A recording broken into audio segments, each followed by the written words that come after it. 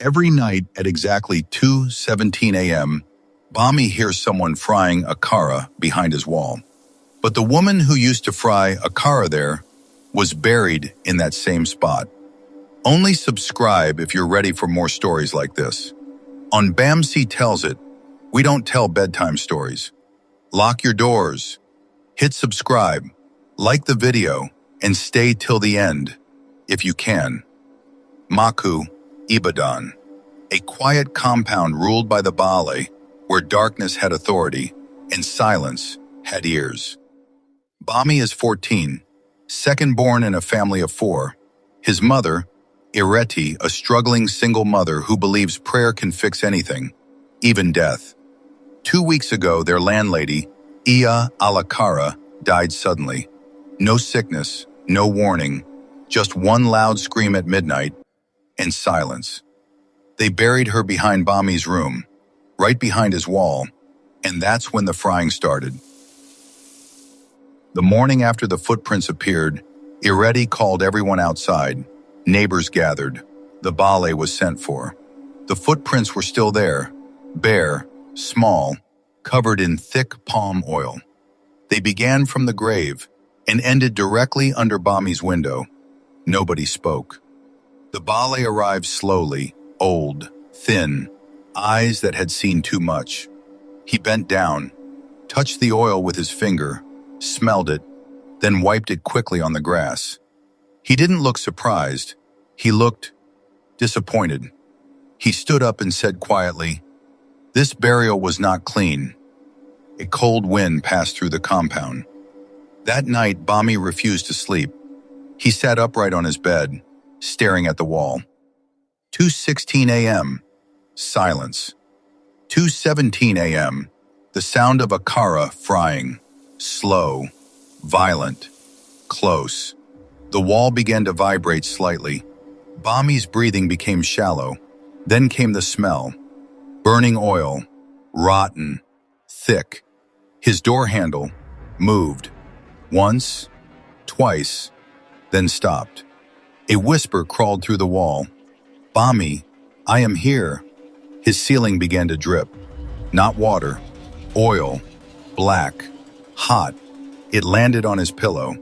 He didn't scream. He couldn't. Then scratching began again, from underground, closer, then silence. Exactly 2:17 a.m. The next day, Bale returned. He gathered Bami's mother privately. "There are rumors," he said. "They say Iya Alakara was not just selling akara." Ireti frowned.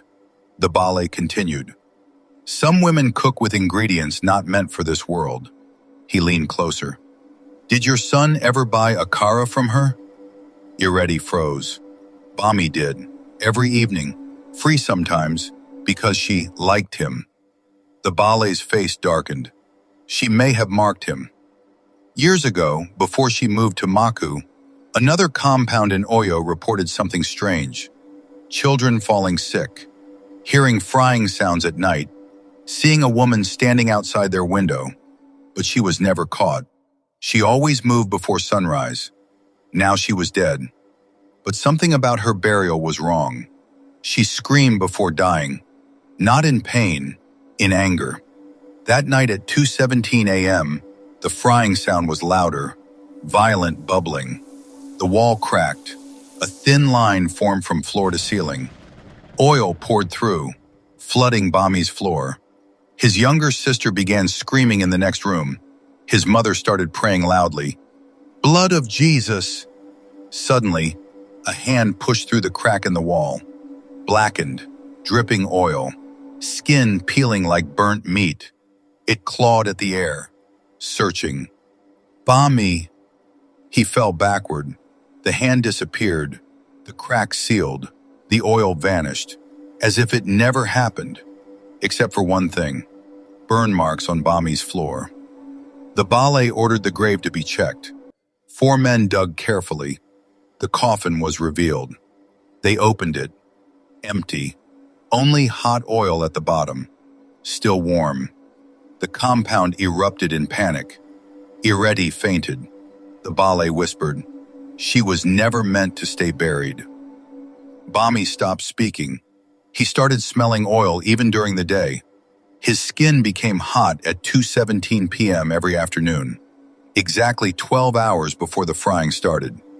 Then one evening, he stood in the backyard, staring at the grave, whispering in Yoruba, in a woman's voice, "I am not finished."